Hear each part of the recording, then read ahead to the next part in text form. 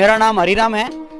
मैं science bio से हूँ और मेरी उम्र 24 साल है और मैं बाड़मेर डिस्ट्रिक्ट से सीमावर्ती क्षेत्र जानपलिया गांव का रहने वाला हूँ। मैं 8-9 साल से खेती कर रहा हूँ और खेती में मैंने पढ़ाई करने के बाद में खेती का रुझान लिया। मैंने मेरे पापा जी के साथ हाथ बटाना शुरू कर दिया। उसके बाद मैं एरंडी की खेती भी कर रहा हूँ। एरंडी खेती मैं 3 स्टेज से कर रहा हूँ।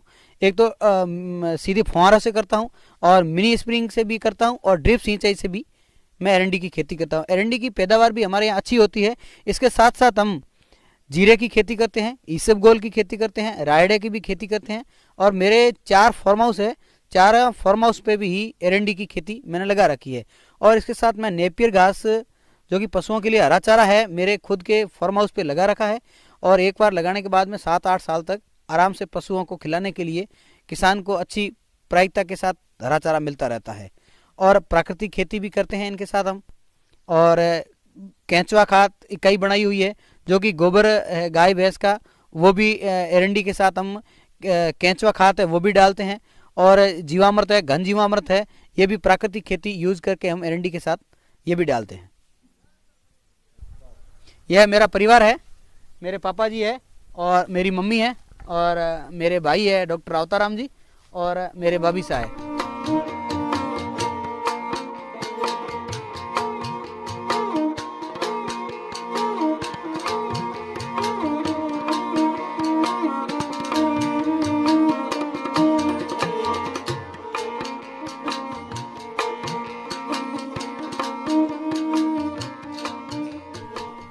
ये गोबर गैस प्लांट है जो कि मेरे फार्म हाउस पे बनाया हुआ है। ये 6 घन मीटर का है जो कि हम मेरे पास 10-12 गाय है तो उस गाय का जितना भी गोबर होता है वो इसके अंदर डाल देते हैं। उसके बाद में ये सड़ के सैलरी तैयार हो जाती है जो कि दीमक के रूप में नहीं लगता है, अच्छी रहती है खेत के अंदर। और इससे जो बायोगैस गैस बनता है वो हम फार्म हाउस पे यूज लेते हैं। पूरी गैस को चाय नाश्ता वगैरह बनाना और गाय के दूध वगैरह होता है उसको कढ़ाने में पूरा यूज लेते हैं। ये सैलरी है जो कि हम लिक्विड के सहायता से ड्रिप सिस्टम से एरंडी के अंदर और बाकी फसल है अनार वगैरह उनके अंदर दे देते हैं।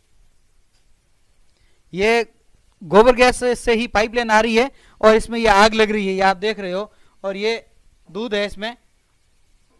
ये केंचुआ इकाई है जो कि इसके अंदर गोबर को 10-15 दिन ठंडा करके इसके अंदर डाल देते हैं और इसको पूरा भर देते हैं। अब केंचुए नीचे चले गए हैं। ये केंचुआ खाद है जो कि इकट्ठा करके रखा है हमने। इसके अंदर हम ट्राइकोडर्मा डालते हैं। इससे क्या होता है कि फसल के अंदर डालते हैं ना तो इसमें जीवाणु है, बैक्टीरिया है, वो तैयार हो जाता है और इससे पौधे की ग्रोथ है वो अच्छी रहती है। और इससे खाद वगैरह जो देते हैं उससे भी ग्रोथ अच्छा करता है और बीज का दाना वगैरह है ना वो भी चमक। ये मेरे फार्म हाउस का एक किचन गार्डन बनाया हुआ है जो कि सब्जी हम जितना भी होता है एकदम ऑर्गेनिक तौर पे सब्जी को यूज करते हैं, घर पे ही लगाते हैं। यहाँ मैंने मिर्ची लगा रखा है, बैंगन है और ये ट्यूबवेल है जो कि फसल को पानी देने के लिए ट्यूबवेल है। और इस ट्यूबवेल से पूरे खेत के अंदर पानी वगैरह यहाँ से देते हैं हम। और ये आप जो देख रहे हो ये जीवामृत है और घन जीवामृत है जो को फसल के अंदर देते हैं। इसको गोबर है और नीम है और आंकड़ा, धतूरा है, खींपड़ा है, इनको मिला के और 10 से 15 दिन यहाँ रखते हैं। और गाय का गोबर है और गाय का गोमूत्र है और छाछ है, गुड़ है, बेसन है, ये सब डाल के इसको बनाते हैं। 20 दिन के बाद में हम इसको वेंचुरी की सहायता से और पूरे खेत के अंदर इसकी स्प्रे करते हैं। और इससे क्या होता है कि फसल की उपजाऊ मात्रा है वह अच्छी रहती है और ग्रोथ अच्छा करता है और मिट्टी है जो कि वो उपजाऊ बन जाती है। और यही है जी आपने बनाया हुआ है जो कि घन जीवामृत है, वह भी इसी तरह से खेत के अंदर देते हैं। इससे भी जो कि अपन जैविक है एकदम यूरिया डीएपी वगैरह डालते हैं उससे इसका रिजल्ट बहुत अच्छा रहता है।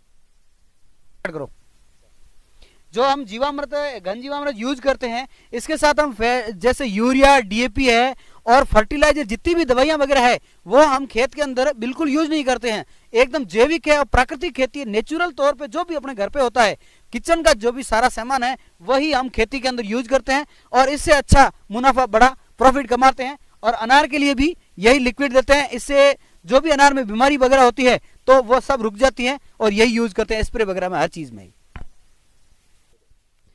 यह मैं पहले जैविक खेती करता था और अब गुड़ामालानी केवीके से मुझे प्रेरणा मिली है, जो कि मोदी सरकार ने अब प्राकृतिक खेती को बढ़ावा देने के लिए इसके बारे में बताया है। तो अब मैं गुड़ामालानी केवीके से प्रेरणा ली है, उसके बाद में अब प्राकृतिक खेती कर रहा हूं और इसमें जितना भी प्राकृतिक खेती के लिए मैं आपको बता रहा हूँ।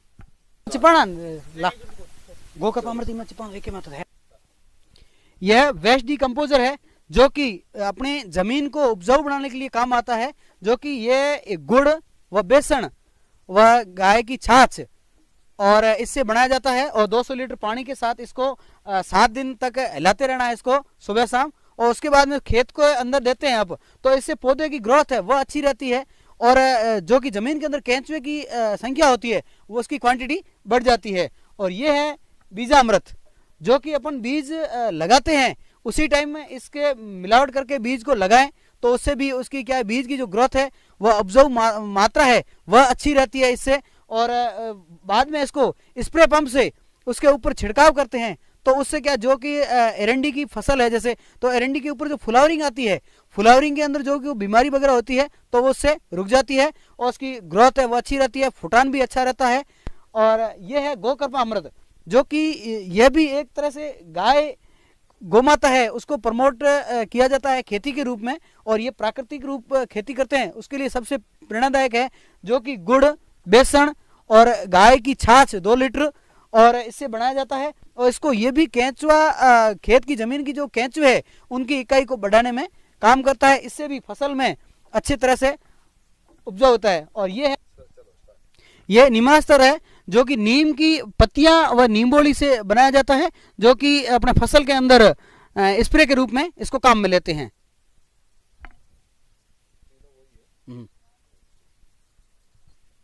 यह वेंचुरी सिस्टम है, जो कि मेरे फार्म हाउस में जितनी भी मैं खेती करता हूं, मिनी स्प्रिंग हो, ड्रिप सिस्टम हो और चाहे फुहारा पद्धति हो, इससे जितना भी मेरा प्राकृतिक खेती के जितने भी वेंचुरी से दवाई वगैरह देना होता है वो मैं इससे देता हूं। इससे क्या होता है कि दवाई वगैरह देने के लिए आसानी से दे सकता हूं और स्प्रिंग के लिए अंदर कचरा वगैरह है वो भी वेंचुरी की सहायता से रुक जाता है। एक किसान की ये जो कि स्प्रे टंकी होती है उससे यूज करते हैं, बल्कि इससे करते हैं आसानी से एक साथ पूरे खेत के अंदर 1 हेक्टेयर के अंदर आराम से अपन छिड़काव कर सकते हैं दवाई के वगैरह की। यह मेरा फार्म हाउस है, जो कि एरंडी लगी हुई है। ये मेरे 2 हेक्टेयर में एरंडी लगी हुई है, जो कि आप देख रहे हो सामने। ये अब हार्वेस्टिंग लिए तैयार है और कुछ हार्वेस्टिंग हमने कर भी ली है और ये 5 महीने की है, 5 माह की एरंडी है। यह एरंडी है जो कि मेरे फार्म हाउस पे लगाई हुई है। यह सागर लक्ष्मी वैरायटी की एरंडी है, जो कि जीसी 4 नंबर की वैरायटी हमने लगा रखी है। इस वैरायटी का कद है जो कि छोटा इसलिए रहता है कि थोड़ी सी बड़ी हो जाती है तो ओलावृष्टि के कारण और तूफान की वजह से टूटने की गिरने की संभावना ज़्यादा रहती है, इस कारण थोड़ी सी इसकी हाइट कम रहती है। लेकिन फ्लावरिंग है और जो कि पैदावार है इस पर बहुत अच्छी आती है, इसीलिए मैंने ये वैरायटी लगाई है। और हमारे यहाँ बहुत उपजाऊ है और बाकी हम अवनी की वैरायटी लगाते हैं, उसकी हाइट भी खूब रहती है और वो भी लगाते हैं हम। एरंडी को हम जब लगाते हैं तो इसकी दूरी है जो कि 3.25 से 3.25 फीट की दूरी रखते हैं, क्योंकि इसमें हम जो 30 से 40 दिन की हो जाती है उसके बाद में हम इसके अंदर एक कल्टीवेटर की सहायता से वापस इसके अंदर हल चलाते हैं, तो वह हल चलाने में ट्रैक्टर की सहायता से आसानी रहती है। 3 बाई 3.25 की दूरी रखते हैं हम इसमें।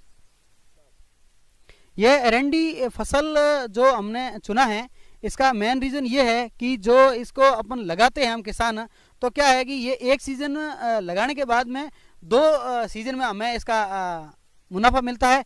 और इसमें कल्टीवेटर है और बीज वगैरह है, जो कि खर्चा है वह हमारा कम रहता है और आमदनी इसमें ज़्यादा मिल जाती है। और बाकी बारिश वगैरह मौसम रहती है, इनसे एरंडी की फसल है जो कि वह खराब नहीं होती है, ओलावृष्टि से भी खराब नहीं होती है। बाकी पेस्टिसाइड दवाइयों की यूज बात करें अपन तो इसमें दवाई की बिल्कुल 0% खर्चा रहता है। वैसे हम जीरा लगाते हैं तो जीरे में क्या होता है कि ओला या कहते हैं या दावा कहते हैं हम भाषा में, तो वह गिर जाता है, उससे खराब हो जाती है। बाकी एरंडी की फसल है इसके अंदर चारा आता है, ये पशुओं के लिए हमें पर्याप्त मात्रा में मिल जाता है और काम ले लेते हैं इसको, इसीलिए एरंडी की फसल चुनी हमने।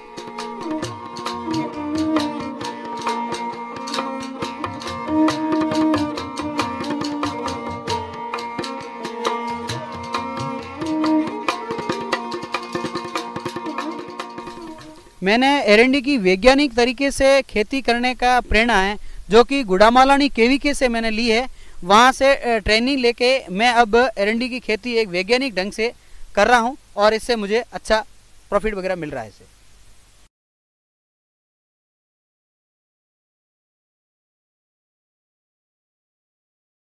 एरंडी की फसल के अंदर हम तेलीय पदार्थ की मात्रा का बात करें तो इसमें 40 से 50% की मात्रा रहती है और इसको ब्यूटी पार्लर में और ईंधन में और इसको खल के रूप में यूज लेते हैं पशुओं के आहार के लिए। और यह एक अनार के पौधे हैं उनकी जड़ों के अंदर देते हैं इससे, तो उनमें निमोटेड वगैरह की बीमारियां होती है, इनसे भी निजात मिलता है।